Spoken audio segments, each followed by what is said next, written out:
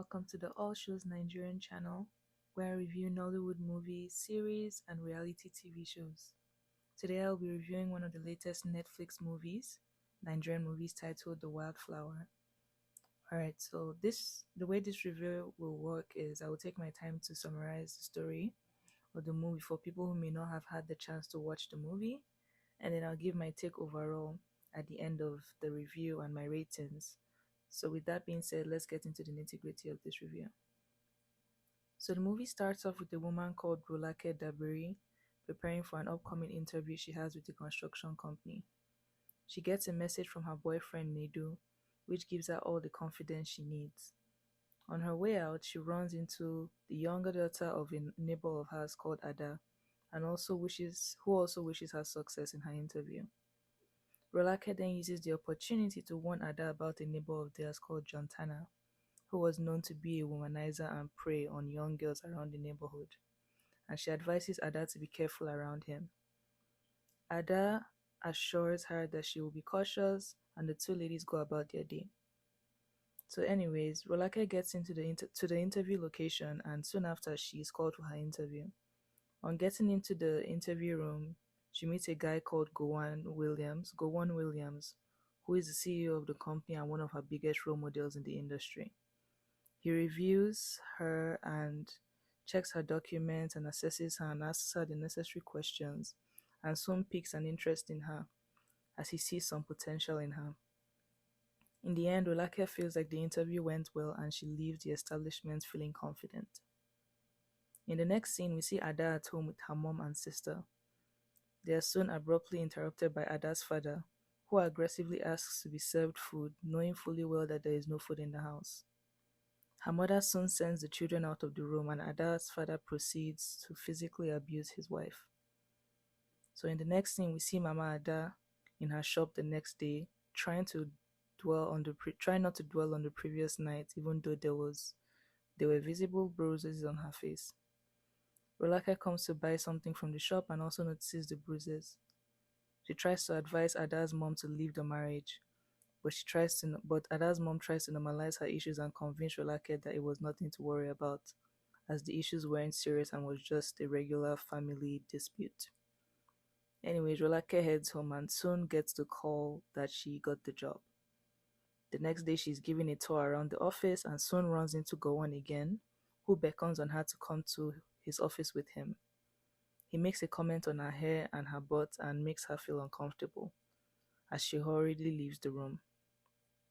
In the next scene, we see Ada's mom sending her to deliver some items to Jontana at his flat. Ada expresses her concerns about going alone to her mom, but of course her mom scolds her and urges her to go. She gets to his place and Jontana tries to cajole her into coming into his flat, but she is skeptical and stays put outside until Jontana gives up and pays for the goods and allows her to leave. In the next scene, we see Ada's father apologizing to his wife in the living room about what had transpired the night before. He still doesn't own up to his wrongdoings and tries to guilt-trip Ada's mom by telling her it was her fault.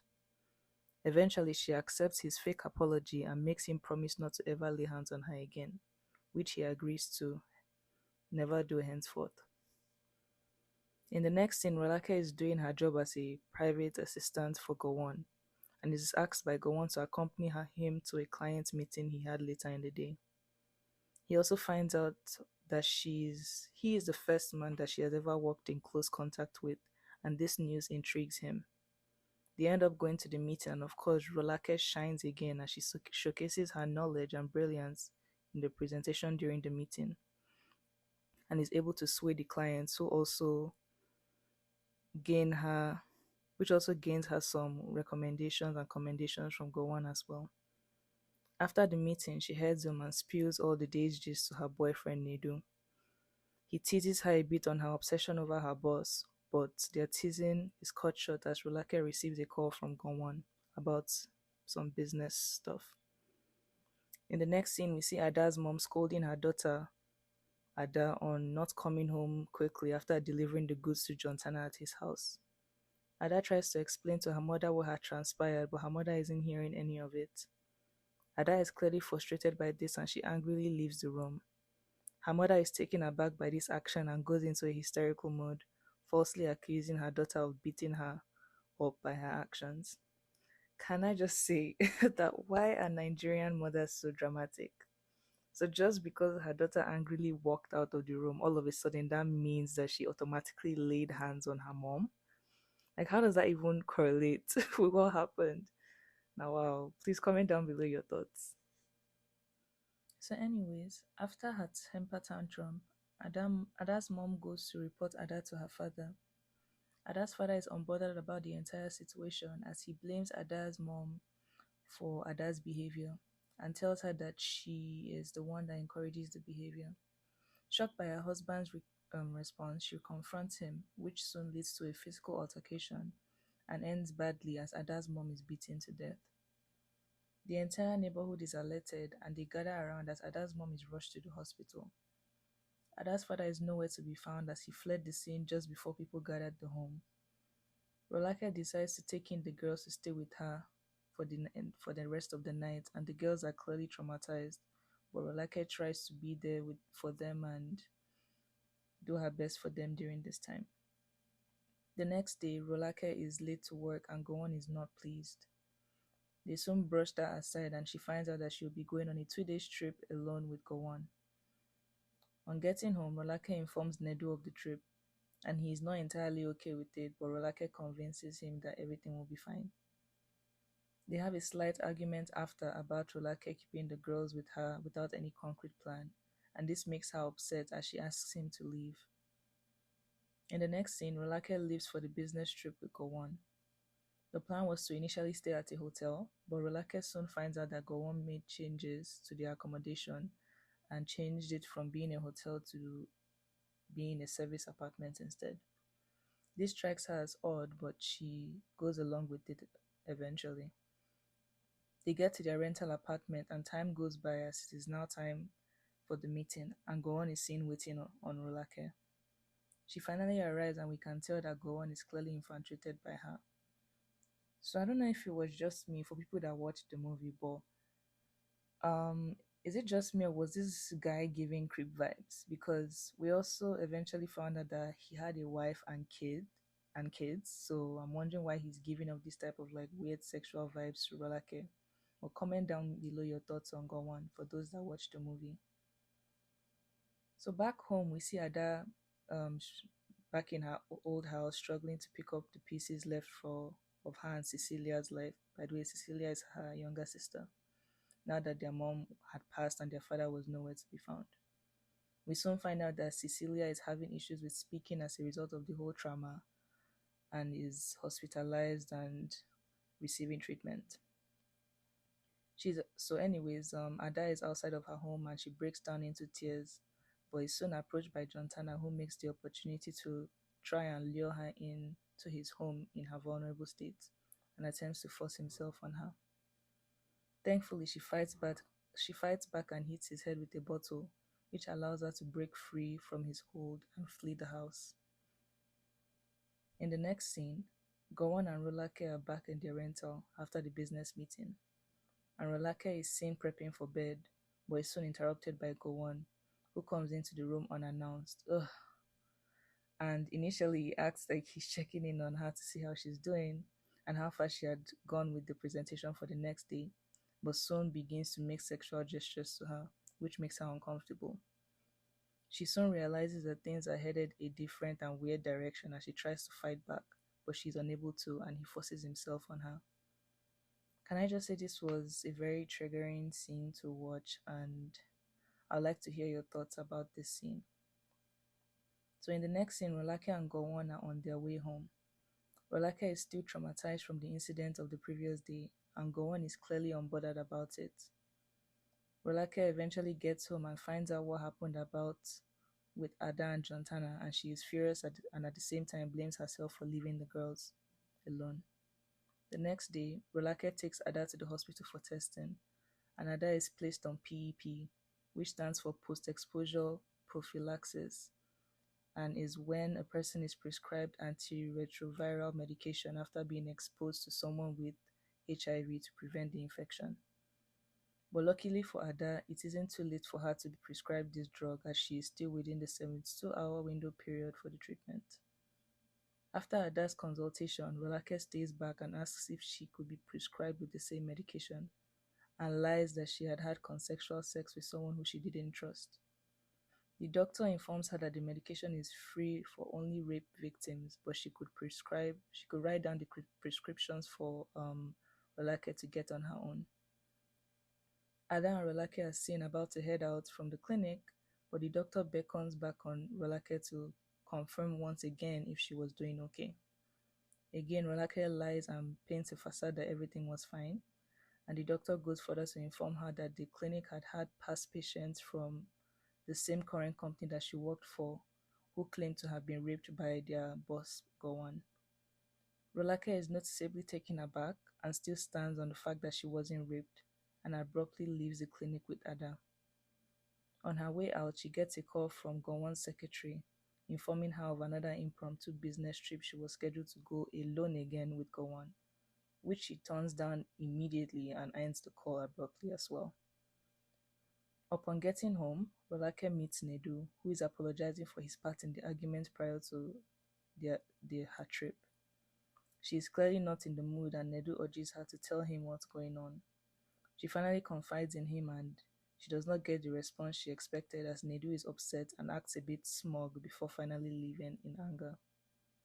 Ada is seen crying, scared that Jontana may make another attempt on her once he gets out of the hospital, as he hasn't been held or restrained or filed. They hadn't even filed a case on attempted rape for him and all those type of things. So she was really scared that it could happen again, like he could attempt to try and rape her again.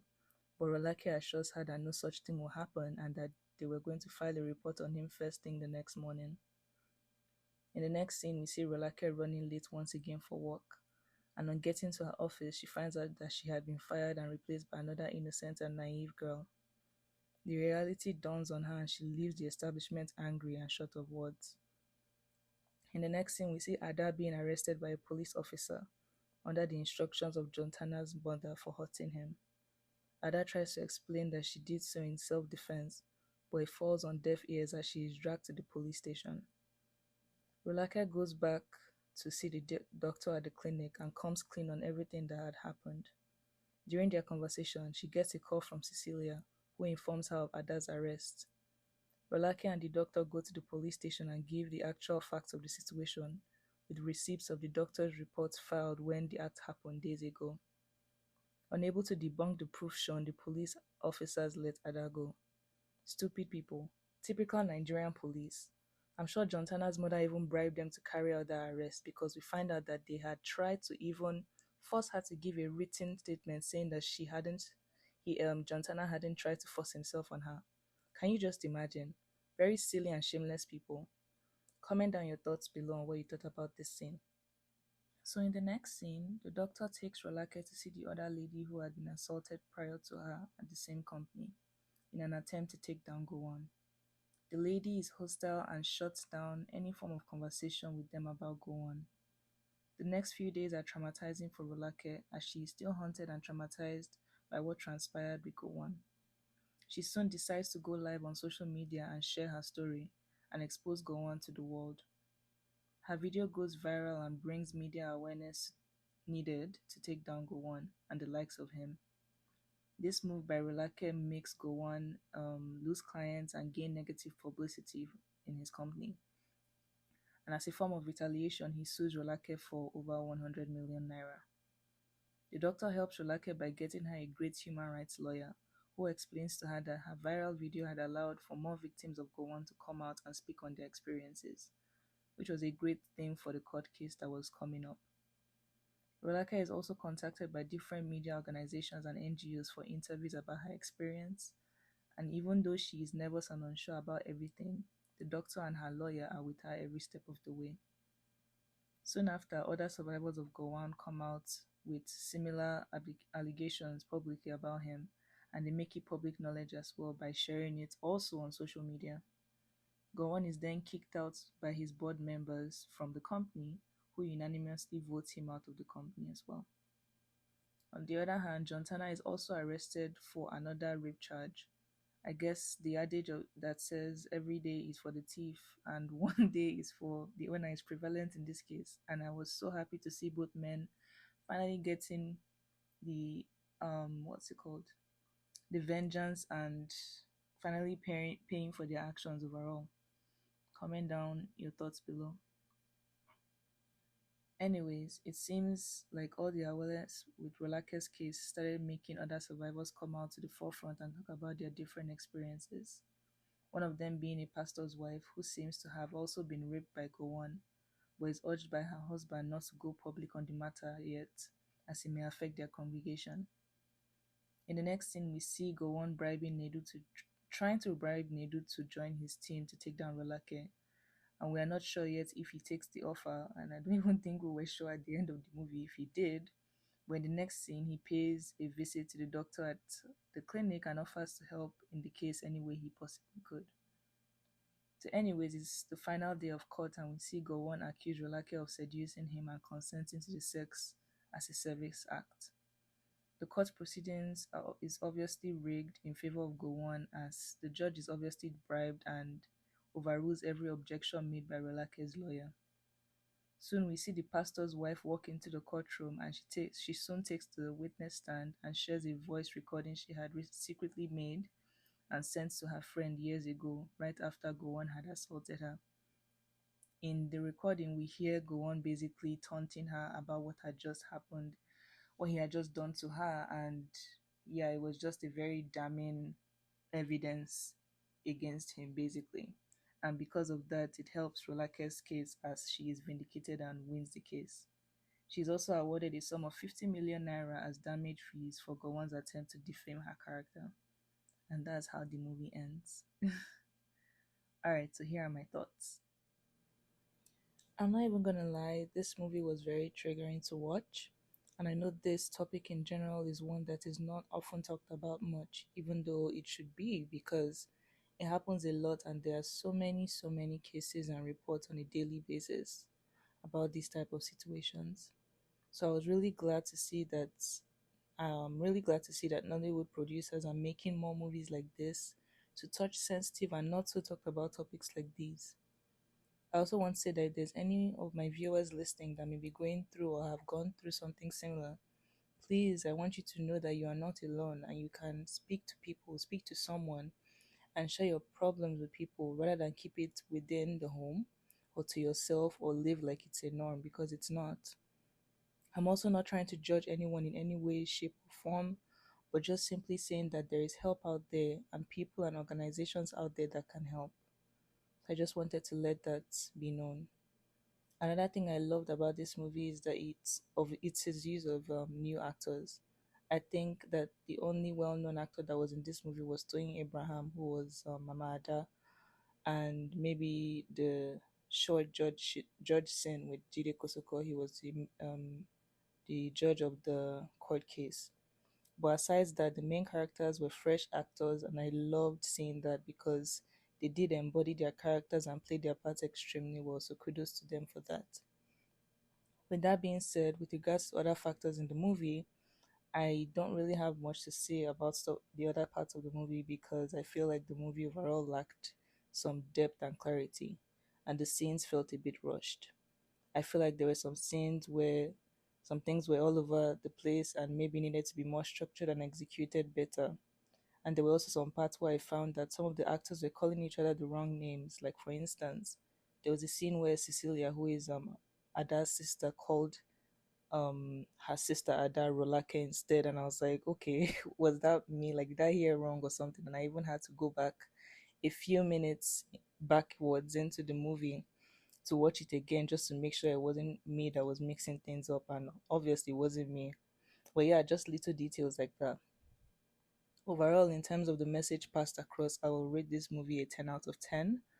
But in regards to other factors such as like, yeah, the little problems with depth and clarity and all those type of things, and yeah, just those type of stuff, I don't really know what else to say. I'll be rating this movie based off all that a 7 out of 10. Aside the awareness done in this movie, I didn't really enjoy the other aspects of it and really wish that the producers did a much better job developing the entire movie concept. Comment down below what you guys thought about this movie overall. Don't forget to like, comment, subscribe, and turn on your post notifications so that you get notified every time your girl posts a review. Take care, and I'll see you in the next one. Bye.